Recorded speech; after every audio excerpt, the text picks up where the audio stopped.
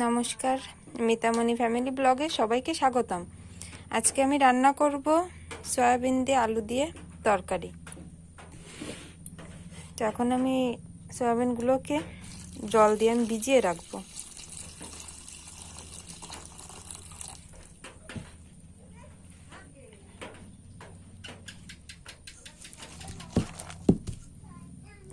এভাবে থাক। এবার ওদিকে যে আমি মশলাগুলো রেডি করি এক এক করে।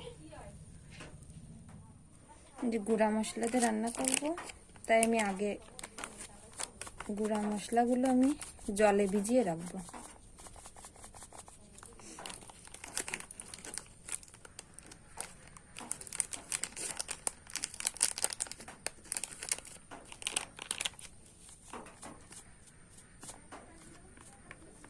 প্রথমে দিয়ে দিচ্ছি জিরে গুঁড়া,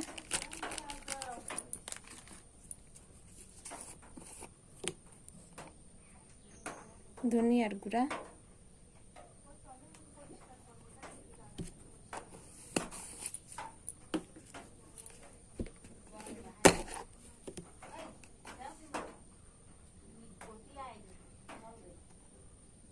আর এই মরিচের গুঁড়া। এখন এগুলো আমি জল দিয়ে ভিজিয়ে রাখবো।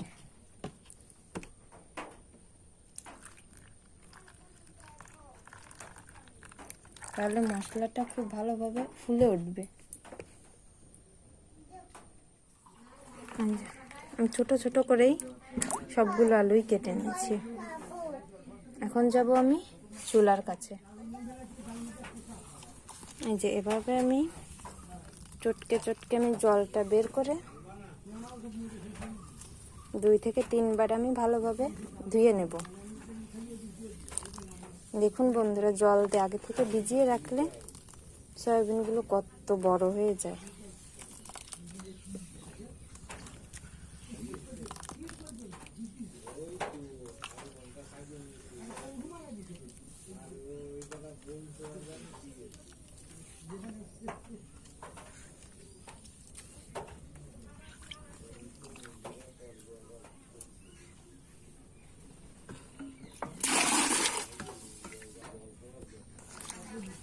যে আমি আবার খুব সুন্দর ভালোভাবে চটকে চটকে আমি সয়াবিনটা ধুয়ে পরিষ্কার করব।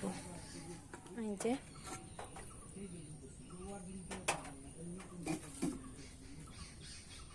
আমার সব কিছু যা যা আমার প্রয়োজনীয় আমার গোছানো শেষ। এখন এই যে উনুন, আমি এখন রান্না শুরু করব। এখন দিয়ে দিচ্ছি আমি কড়াইতে সাদা তেল।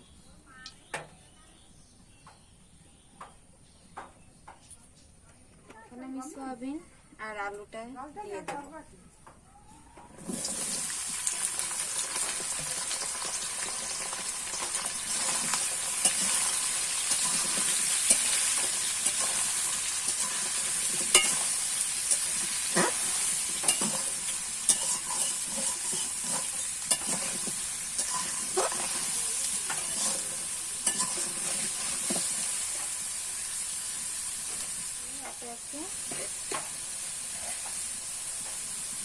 নুন,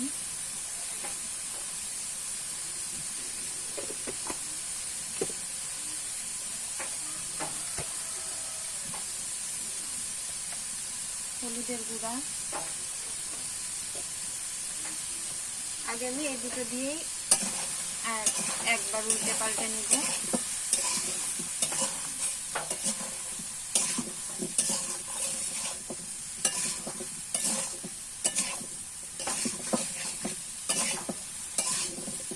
এখন আমি এই যে আমার এই হলুদ আর লবণ দিয়ে ভাজা হয়ে গেছে।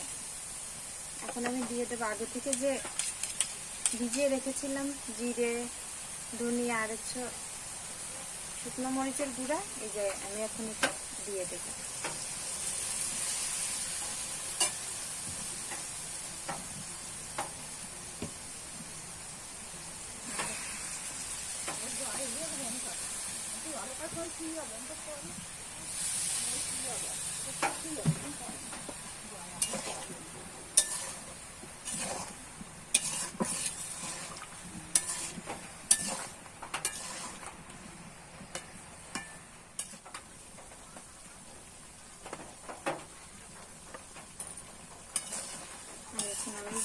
মশলা দেওয়ার পরে যে জলটা দিছিলাম, জলটা আমার ফুটে এসছে। এখন আমি এটা খুব ভালোভাবে কষিয়ে নেব।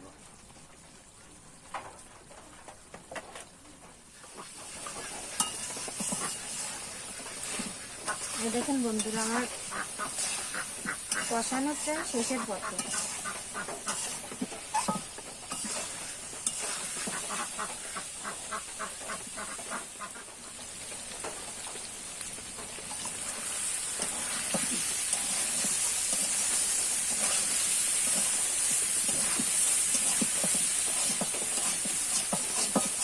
আমার কষানো কমপ্লিট। এখন এই যে কিছুটা লেগে আসছে কড়াইতে, কিছুক্ষণের জন্য বৃষ্টি কমেছে আমাদের এই জায়গায়, এই এখন আবার বৃষ্টি পড়তেছে। তো আমার কথা শুনতে আপনাদের একটু সমস্যা হতে পারে, কারণ টিনের ঘর তো আমাদের, টিনের চালে বৃষ্টি পড়লে বেশি শব্দ আসে।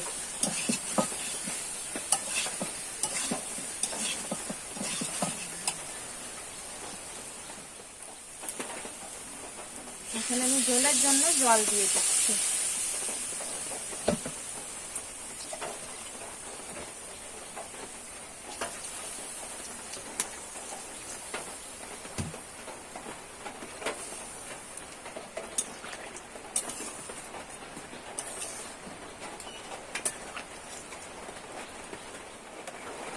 এখন আমি কিছুক্ষণ ঢাকা দিয়ে রাখবো। দেখি ঢাকনাটা উঠিয়ে দেখবো যে আমার ঝোলটা ফুটেছে কিনা। এখনো ফোটেনি। দেখুন বন্ধুরা, কত সুন্দর একটা কালার এসছে। আমি পুনরায় আবার ঢেকে দেব।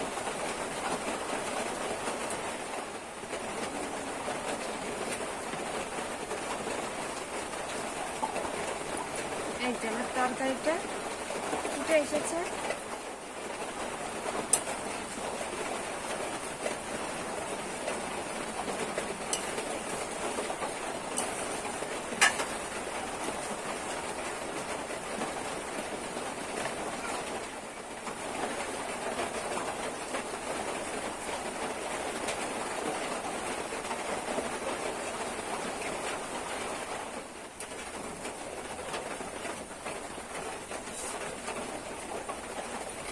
এখন আমি তরকারিতে জিরে ফোড়ন দেব। তার জন্য এখন আমি তরকারিটা নামিয়ে নেব।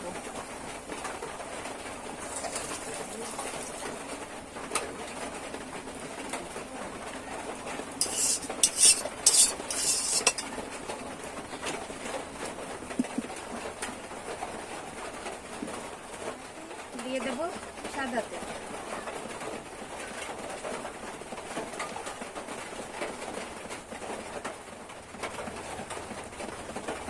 দিয়ে দিচ্ছি গোটা জিরে।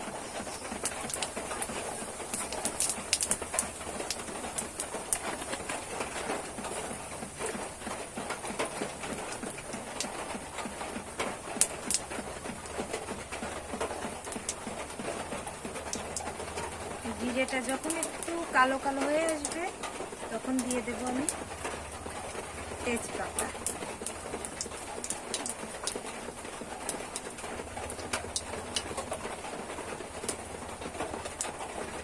দেখেন বন্ধুরা, তেজপাতা, এই তেজপাতাটা দিলে না তরকারির স্বাদটা আরো বেড়ে যায়, কারণ তেজপাতার যে ঘ্রাণ, ওই ঘ্রাণেই তো তরকারির আসল স্বাদ পাওয়া যায়।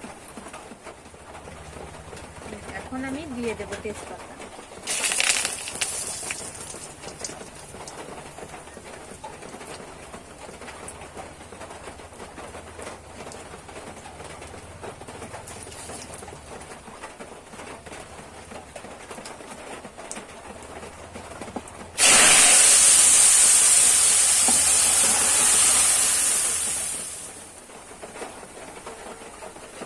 এই যে আমার ফোড়ন দেওয়া হয়ে গেছে।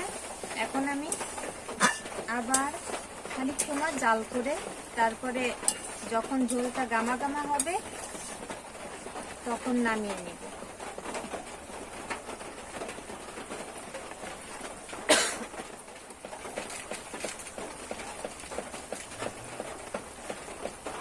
এখন দিয়ে দিচ্ছি গরম মশলা।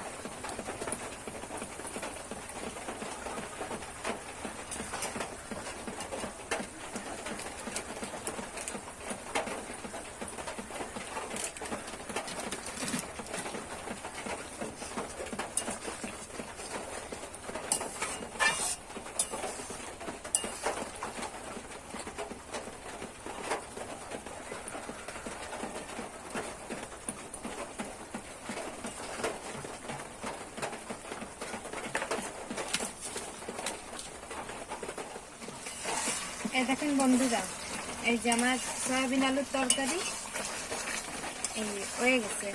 এখন আমি এটা নামিয়ে নেব।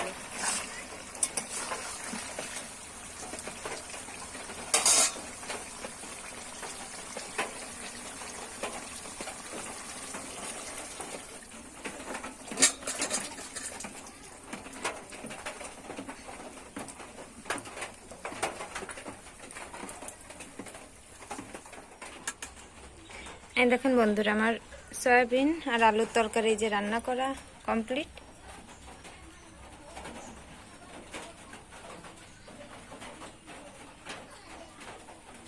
কেমন হয়েছে জানাবেন। ভিডিওটি আজ এই পর্যন্তই। তো ভালো লাগলে একটি লাইক করবেন, কমেন্ট করে জানাবেন কেমন হয়েছে, আর চ্যানেলটি সাবস্ক্রাইব করে পাশে থাকবেন। ধন্যবাদ। দেখা হচ্ছে পরের ভিডিওয়।